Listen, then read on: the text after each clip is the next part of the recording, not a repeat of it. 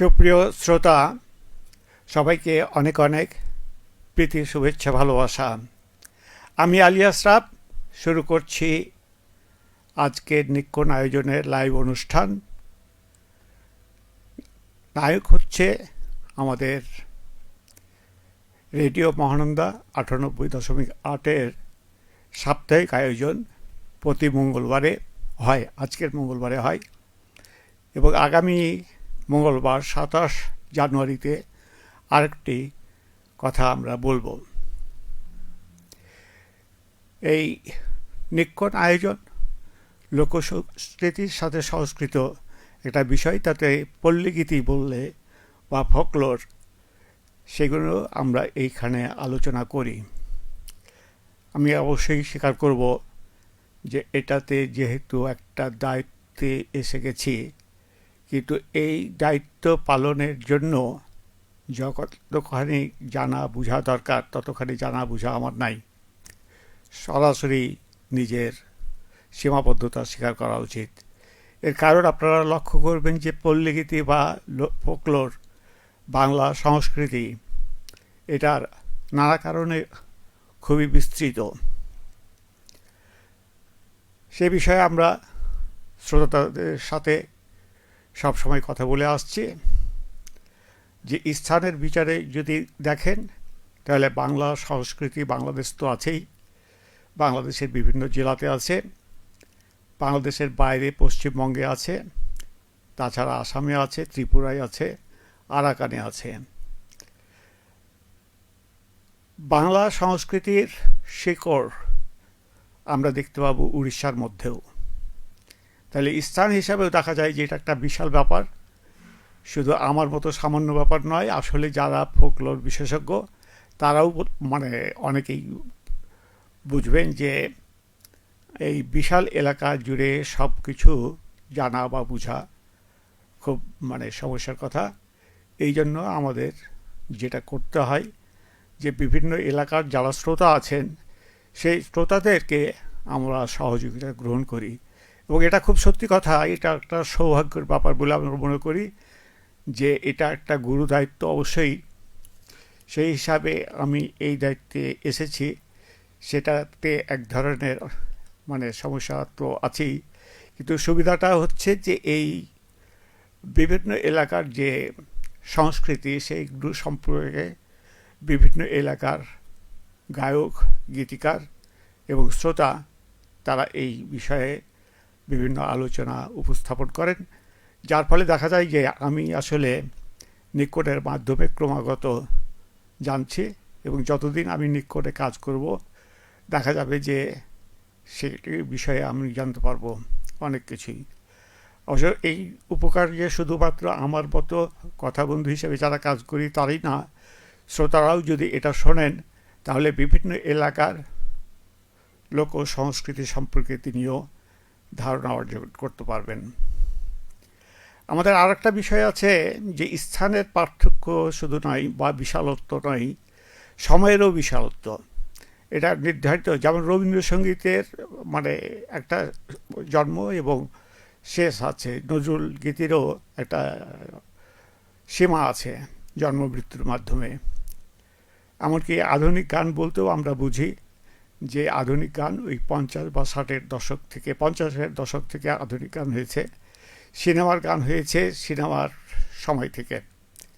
কিন্তু লোকগীতের একটা খুব বিশাল বিষয় যে এটা আদিকাল থেকে হয়েছে, এবং একটা পর্যায়ে আমরা লক্ষ্য করে পাবো যে অনেক গান আছে জসীমউদ্দিনের সংগ্রহ বা যদি আমরা দেখি তাহলে দেখা যাবে যে প্রথমে একগুচ্ছ লোক আছে যারা আসলে কতগুলো গান সংগ্রহ করেছেন, এবং তাদেরকে যদি বলা হয় যে কে গান লিখেছে তো আমরা জানি না। এটা হলো যে অনেক আগে থেকে বিভিন্ন লোক শুনে আসছেন, তো আমরা তো এটা জানি না। অর্থাৎ এটা অতি প্রাচীন কালের থেকে এই গানগুলো, এই গল্পগুলো, এই প্রবচনগুলো গাওয়া হচ্ছে, এবং সেটা এক প্রজন্ম থেকে আর এক প্রজন্মে সেটা চলে আসছেন। এবং এখনও যদি আমরা দেখি তাহলে সব জায়গাতেই খুবই বালক কিশোরকেও আমি দেখেছি, আমাদের দেশেই আমার অভিজ্ঞতা আছে যে বিয়ের অনুষ্ঠান বা ছোটোখাটো স্কুলের অনুষ্ঠান, প্রাথমিক বিদ্যালয়ের যে ছাত্ররা তারা অনেক সময় গম্ভীরা নিজেরাই করেন। হয়তো একজন শিক্ষক হয়তো তার কিছুটা গাইড করে দেন বা লিখে দেন, তারপরে তারাই গম্ভীরা করছেন। একই ধরনের স্থানীয় সংস্কৃতির বা স্থানীয় গানগুলো দেখা যাবে যে খুব শিশু বালকরাও ছোটবেলা থেকেই করে আসছেন। তার মানে হলো যে এটার যে নির্ধারিত কিছু লোক থাকে তা না, আসলে অনেক লোক আছে যারা বিষয়টা নিয়ে আলোচনা করে। শ্রোতা আমাদের এখানে যারা আছেন তারা অবশ্যই শুনবেন এবং বলবেন যে আমাদের অনুষ্ঠানের কথা বা দেখার ক্ষেত্রে কোনো সমস্যা আছে কি না। এখন পর্যন্ত আমি কোনো ধরনের কথা বা ছবির কোনো সমস্যা দেখতে পাচ্ছি না। তো আপনারা অবশ্যই অনুরোধ করবেন এবং বলবেন যে এখানে যাতে কোনো সমস্যা থাকে তাহলে আমাদের দৃষ্টি আকর্ষণ করে দিবেন আপনাদের মন্তব্যের মাধ্যমে। শ্রোতামণ্ডলী, তো আমাদের আজকে আরেকটা বিষয়ে যাচ্ছি, সেটা হচ্ছে যে আজকে 30 রজব 1447 হিজরি সনের শেষ দিন।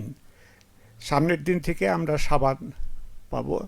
রজব মাস সম্পর্কে বলছি যে পাপ ত্যাগ করার মাস সাবান মাস, আনুগত্যের কাজ করার মাস, এবং রমজান মাস উপহার ও সম্মানের জন্য অপেক্ষা করার মাস।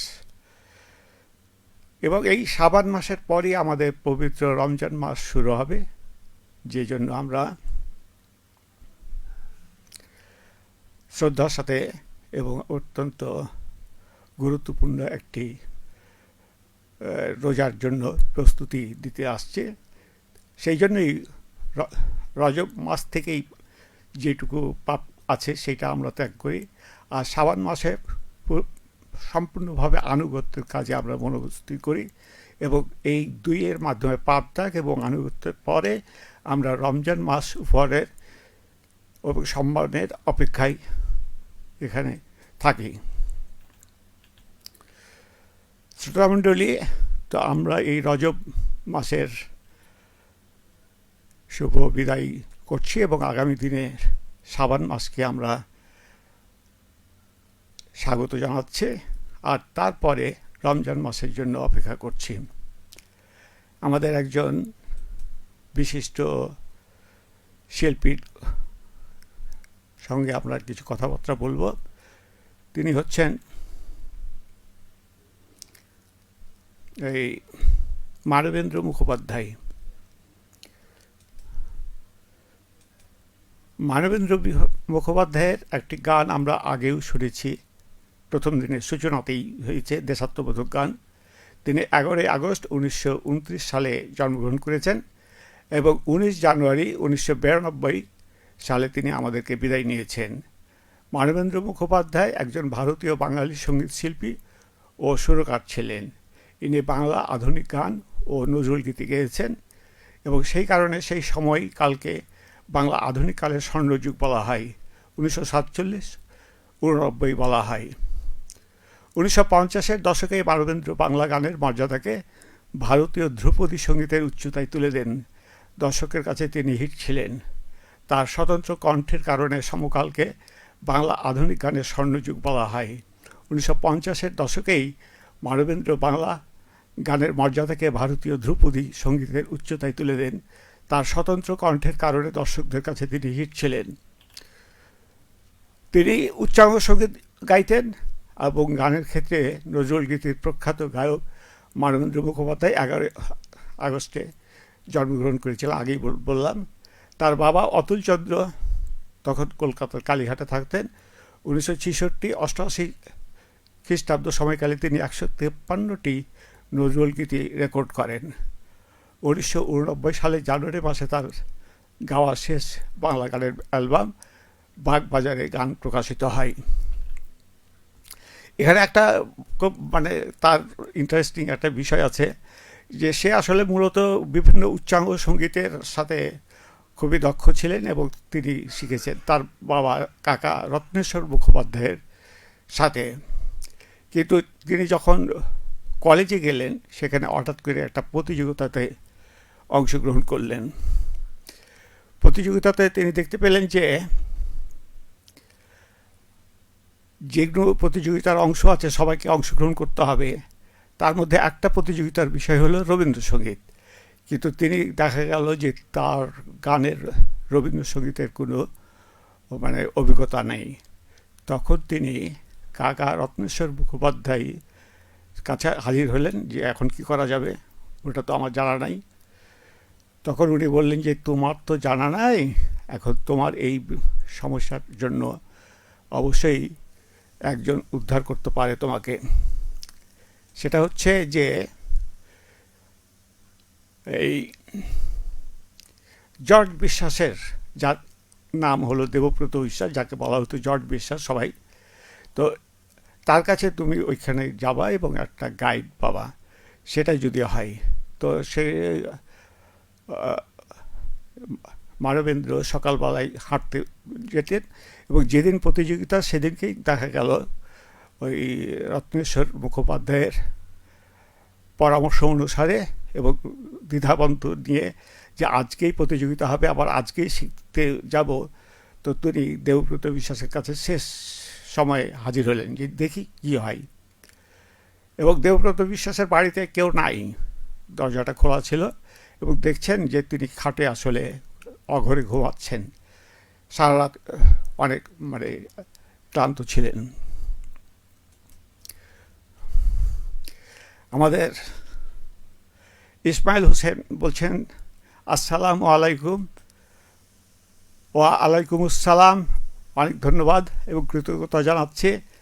উনি বলছেন যে যুক্ত হলাম শিবগঞ্জ বগুড়া থেকে। অসংখ্য ধন্যবাদ যে দুটো মন্তব্য করেছেন, কিন্তু আপনি এখানে আমাদের অনুষ্ঠানটা কতটা শুনতে পাচ্ছেন, শোনার কোনো সমস্যা আছে কিনা, আর ছবি ঠিকমতো দেখা যাচ্ছে কিনা সেটা একটু আমাদেরকে জানাবেন, বলবেন। আগে থেকে আমি এটাই জানতে চাচ্ছিলাম যে সব কিছু ঠিকঠাক আছে কি না। আমি এখানে কিবোর্ডের ইত্যাদি যা কিছু দেখছি, তো দেখা যাচ্ছে যে আমার দিক থেকে তো কোনো সমস্যা আমি দেখতে পাচ্ছি না। তো এই যে হাজির হলো শেষ পর্যন্ত এবং এই লোককে, ঘুমন্ত লোককে তিনি আসলে তুললেন দ্বিধাদ্বন্দ্ব ছেড়ে।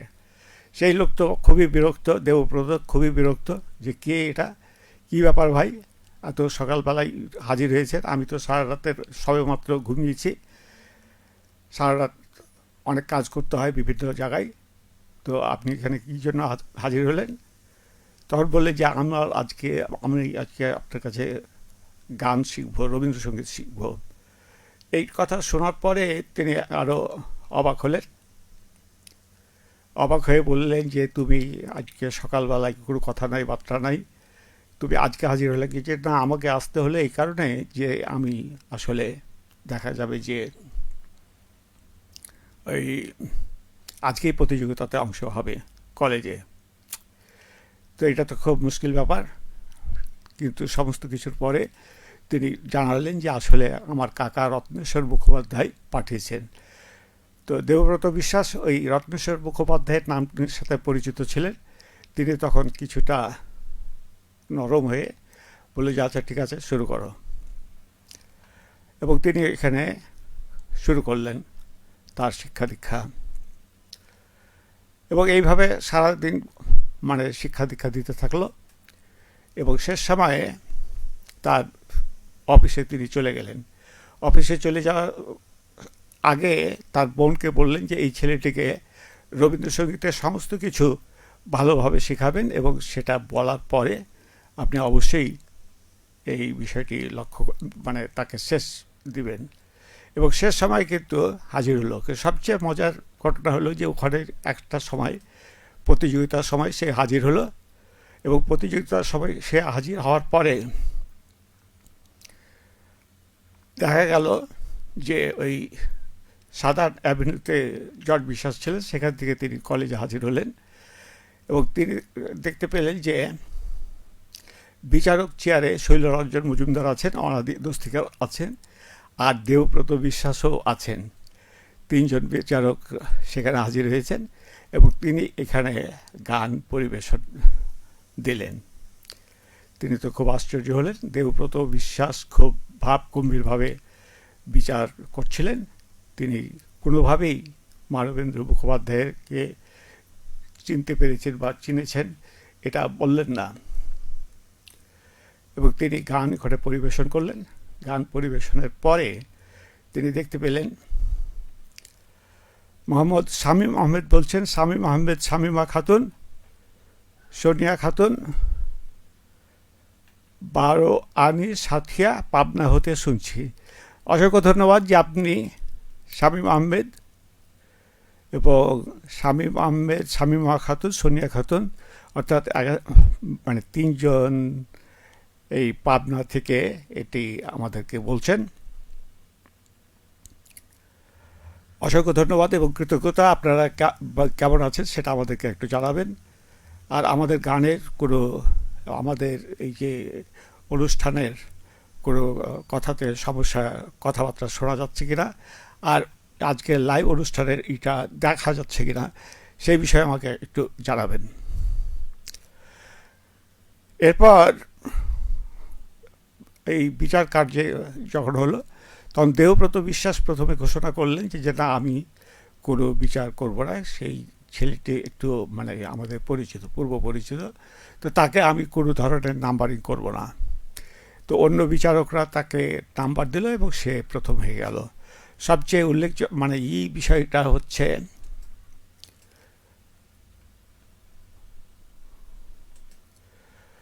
ওই অনুষ্ঠানের যে এটা আমরা দেখলাম যে প্রথম হয়ে গেছে, পরে সে অনুষ্ঠানের নিজের প্রথম হওয়ার পরে তার শিক্ষা দীক্ষার ভিত্তিতে যেহেতু সে প্রথম হয়েছে, এই কথা ভেবে সে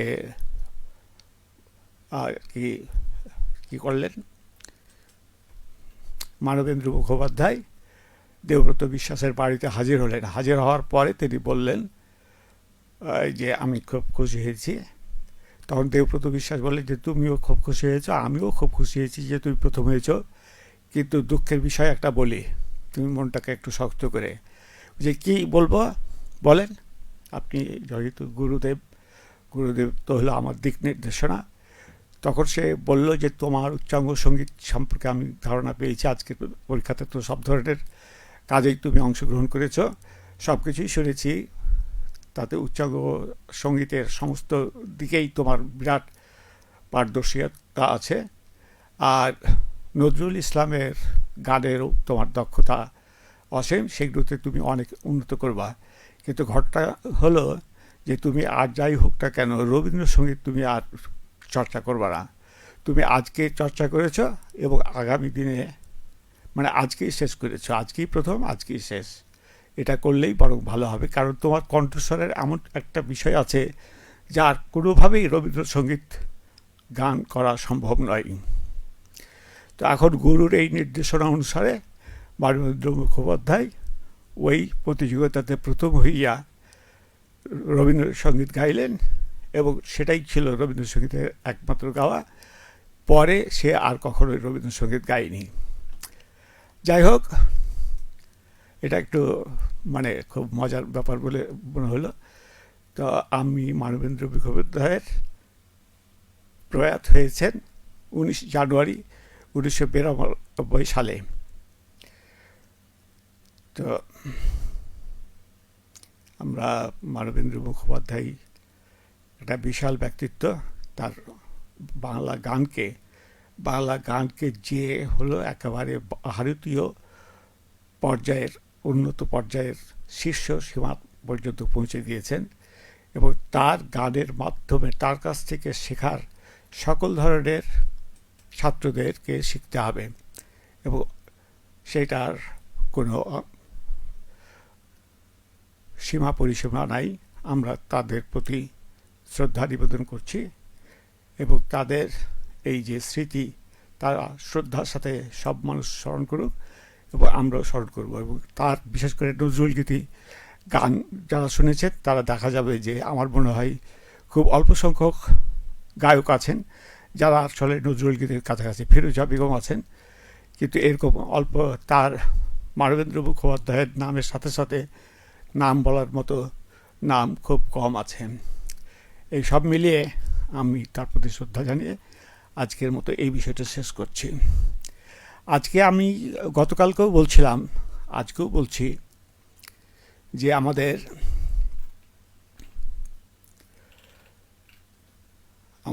যে জন্মদিন আছে সেই বিষয়ে আলোচনাটা আমরা শেষ করলাম। একই সাথে আমরা বলবো যে আমাদের একটা বিষয় আছে, যে মূল আলোচনার বিষয় আমরা লক্ষ্য করেছি, সেটা হচ্ছে যে শিশুদের সঞ্চয় অভ্যাস গঠন।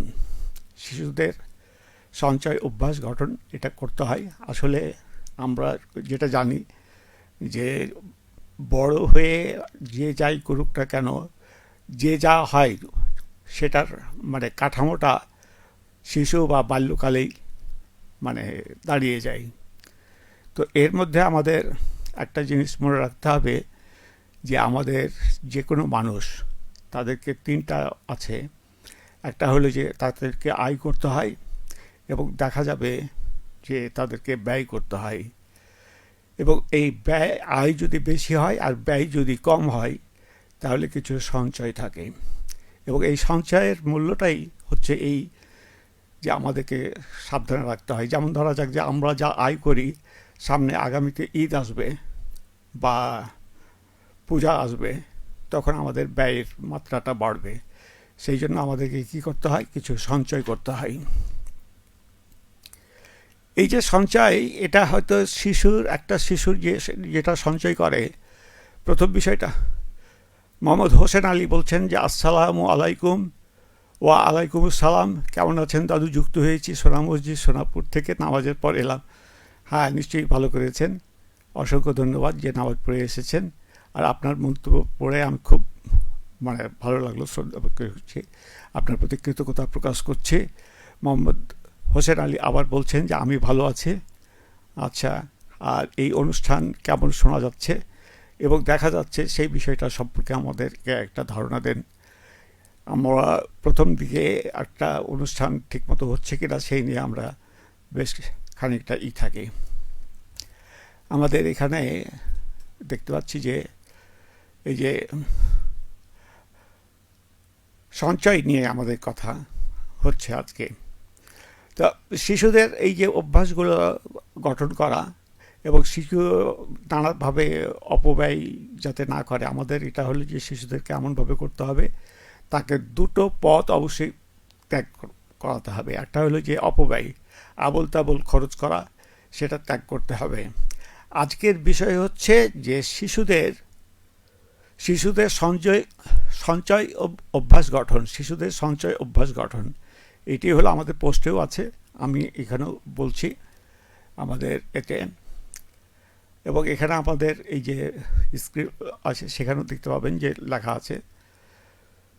তো সেটা নিয়ে কথা বলছি যে আমাদের এই যে সঞ্চয় আছে, সঞ্চয়টার গুরুত্বপূর্ণ এই কারণে যে আমি যদি বিভিন্ন সময়ে একই রকম মানে ব্যয় হবে তা নয়, সেই ব্যয়টা যদি আমি সবসময় মানে অকারণে ব্যয় করি, তারপরে দেখা যাবে চিকিৎসা বা বিভিন্ন অনুষ্ঠান হবে, সবগুলোতে মিলিয়ে তখন দেখা যাবে যে আমাদের পক্ষে আর আমরা ওই ব্যয়ের বিষয়গুলো করা। আমাদের এখানে একটা ওই প্রয়াসের একটা মানে স্ক্রল চলছে, সেখানে লেখা হচ্ছে যে সঞ্চয় নিজের ও জাতির সমৃদ্ধি আনে। কেন জাতির সমৃদ্ধি আনে? আসলে আমরা ব্যক্তি যেমন সঞ্চয় করে, একটা লোক ব্যক্তি হিসেবে যা আয় করে, ওমর আলী খুবই প্রিয় ব্যক্তি, ওমর আলী, তিনি বলছেন চৌটোলা থেকে, ওমর আলী, প্রিয় দাদু ভাই তুমি কেমন আছো? আমি তো ভালো আছো, আপনি কেমন আছেন জানাবেন, খুব খুশি লাগলো। মোহাম্মদ হোসেন আলী আর একজন প্রিয় শ্রোতা, তিনি বলছেন যে অনুষ্ঠান ভালো দেখা যাচ্ছে, শোনা যাচ্ছে, খুবই ধন্যবাদ এবং কৃতজ্ঞ যে আপনি সঠিক একটা তথ্য আমাদেরকে জানিয়েছেন, খুব খুশি হলাম।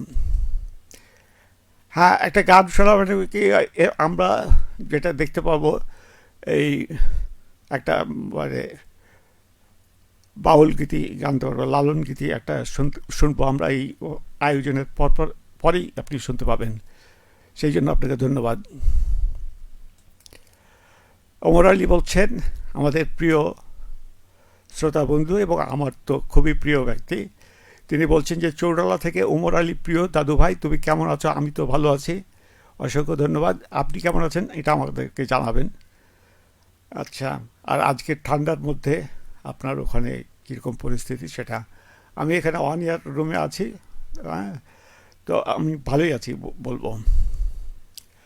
তো আমাদের এই যে সঞ্চয় আছে, আমি যেটা বলছিলাম যে এটা ব্যক্তি হিসাবে যেমন হয় তেমনি দেখেন যে এখানে আমাদের প্রয়াস বলছেন যে ইচ্ছা যদি থাকে, অভাব থাকলেও সঞ্চয় করা যায়, আসলে সঞ্চয় করা উচিত।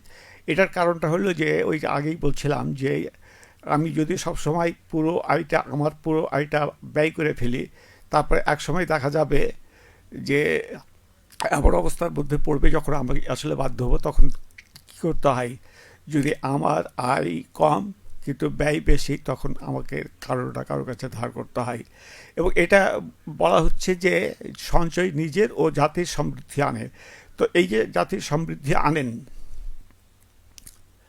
এটা কিভাবে আনেন ওটা আসলে আমরা সকলেই যদি মিতব্যয়ী হই, তাহলে দেখা যাবে যে এই সঞ্চয়টা আমাদের জাতীয়ভাবে থাকবে এবং জাতীয় সরকার বা অন্যরাও তখন এই বিষয়ে চিন্তাভাবনা করবেন। ওমর আলী বলছেন যে দাদু ভাই আমি খুব ভালো আছি, অসংখ্য ধন্যবাদ যে আপনি ভালো আছেন। তো আমি আমার নিজের অভিজ্ঞতাটা সেখানে একটু সংক্ষেপে বলি যে আমি এটা চাই যে আজকে শিশু অবস্থাতে যারা আছেন তারা যেন এই অভ্যাসটাতে থাকেন। আমার খুব ছোটোবেলাতে যেটুকু আমার মনে আছে সেটাই আমি এটা পোস্টেও লিখেছি যে আমার বোনরা আমাকে মাটির ব্যাগ দিচ্ছিল এবং আমাদের সময় দেখা যেত যে বাঁশের একটা ছিদ্র করে সেখানে রাখা হতো কিংবা অন্যভাবে রাখা হতো। তো আমাকে মাটির একটা ব্যাগ দিয়েছিল, আমি সেখানে করছিলাম। পরে যখন আমি হরিমোহনে ভর্তি হলাম, তখন হঠাৎ করে জনতা ব্যাংকের একজন, আমাদের অ্যাসেম্বলিতে দাঁড়িয়েছিলাম সবাই, তখন তিনি আমাদেরকে জানালেন যে এটা সঞ্চয় করা উচিত তোমাদের, আবল তাবল খরচ করো না, বা যেটা পাবা আমাদের এই ব্যাংকে যেয়ে সঞ্চয় হিসাবে জিনিসটা রাখবা। তো আমরা সেখানে বেশ আমার কিছু বন্ধু সহ আমিও এটা ছিলাম এবং আমরা ওখানে যেয়ে মাঝে মধ্যে এটা সঞ্চয় করতাম এবং এই ব্যাংকে কিছু কাগজপত্র দিয়ে সঞ্চয় দেওয়াটাকে আমাদের মধ্যে মনে হলো, আমার বেশ ভালো লাগলো। এবং বেশ অনেক বড় বড় মানুষ যায় কিন্তু আমরাও যাচ্ছি একই কাজ করতে, এটা শুনতে আমার খুব ভালো লাগলো আমাদের অভিজ্ঞতা থেকে। পরে পরবর্তী সময়ে আমি সঞ্চয় অফিসে গেছিলাম এবং সেখানে আমাদের যে রাস্তা দিয়ে সাইনবোর্ডে দেখলাম যে এই সঞ্চয় অফিসেও টাকা রাখা যায় এবং সেটা একটু সুবিধাজনক। তো ওখানে গেলাম, তো ওখানে যে আমাদের যে সঞ্চয় অফিসার ছিলেন তিনি বললেন, আমাকে ছোট বলে আমাকে খুব গুরুত্ব দিচ্ছিলেন না, তাও কিন্তু আমাকে একেবারে গুরুত্বহীন বলেননি। বলছে যে শোনো, তুমি তো এটা রাখবা, রাখার পরে আবার কয়েকদিন পরে এসে জিনিসটা ভাঙিয়ে নিবা, তোমার অন্য প্রয়োজনে যদি রাখো তাহলে বাড়িতে রাখো, বাড়ি থেকেই খরচটা নেবা, তাহলে সমস্যা নেই। কিন্তু তুমি আজকে দিয়ে যদি 1 মাস বা 2 মাস পরে ভাঙাও, তাহলে দেখা যাবে যে তোমার কিছু ক্ষতি হবে, কারণ এইগুলো তো কিছু সরকার বা প্রতিষ্ঠানের কিছু কাজ আছে, সেগুলো তো তোমাকে করতে হবে। আমি বললাম যে না, এটা করবো, আমি এখানেই রাখবো। এবং উনি একটা টার্গেট দিলেন যে 7 বছর। পরে আমি প্রয়াসের সাথে যুক্ত হয়েছিলাম এবং এই প্রয়াসের যে আমাদের প্রধান নির্বাহী আছেন এবং তিনি প্রয়াসের প্রতিষ্ঠাতা হাসিব হোসেন ছিলেন, তাকে আমি একবার জিজ্ঞাসা করলাম যে এই বিষয়টাতে কোনো আছে নাকি। তো তার সাথে আলাপ করার পরে সে জানাতে পারলো যে হ্যাঁ, প্রয়াসেও এইভাবে সঞ্চয় সংরক্ষণ করা যায়। এবং তাদের এই যে কথাবার্তাগুলো আমি আগেও শুনেছিলাম বিভিন্ন জায়গা থেকে, সেই কারণে সেটা জিজ্ঞাসা করেছিলাম এবং তার কাছে আমরা এখন সেভাবে দিয়েছি। মোদ্দা কথাটা হলো যে আপনাকে আসলে সঞ্চয় করতে হবে এবং আপনি তো নিশ্চয়ই কিছু কাজ করবেন, কিছু আয় করবেন, ঠিক আছে, সেটা সৃজনশীল হবেন, কিন্তু একই সাথে আবার মানুষের সাথেও বিভিন্ন দিক আছে। আমরা গত পোস্টেও দেখিয়েছিলাম যে আজকে শীতের সময় রাজশাহী থেকে পেয়েছি দেখতে, রাজশাহীতে সবাই লোক উড়িয়ার মানে বস্তার মধ্যে শুয়ে আছে। তাহলে এই ধরনের লোকদের অবশ্যই সহযোগিতা করা প্রয়োজন। যাই হোক, আমাদের সময় শেষ হয়ে আসছে। আজকে বোধহয় নেটের কিছু সমস্যা আছে কিনা বুঝতে পারছি না, কারণ মাঝে মধ্যে চলতে চলতে থেমে যাচ্ছে। যাই হোক, আজকের মতো শেষ হচ্ছে। এখন আসলে নেটের অবস্থা যেমন থাকবে সেইভাবে আমাদের সাথে চলতে হবে। তো আমি আবার আপনাদের সাথে কথা বলবো আগামী 27 জানুয়ারিতে। সেই পর্যন্ত আপনাদের সবার কাছে বিদায় নিচ্ছি আমি। ধন্যবাদ যারা শুনলেন, বিভিন্ন অনুষ্ঠান বা গান শুনেছেন, আলোচনা শুনেছেন, সব কিছুর জন্য আপনাকে ধন্যবাদ জানাচ্ছি। যারা প্রতিক্রিয়া দিয়েছেন তাদেরকেও ধন্যবাদ জানাচ্ছি। আর যারা এখানে বিভিন্ন মন্তব্য করেছেন তাদেরকে আন্তরিকভাবে ধন্যবাদ জানাচ্ছি। আপনারা সবাই ভালো থাকেন এবং আগামী 27 জানুয়ারিতে আপনাদের সাথে আবার আমরা কথা বলবো, আলোচনা করব অন্য কোনো বিষয়ে। সবাইকে অনেক অনেক শুভেচ্ছা। আজকের মতো শুভ সন্ধ্যা।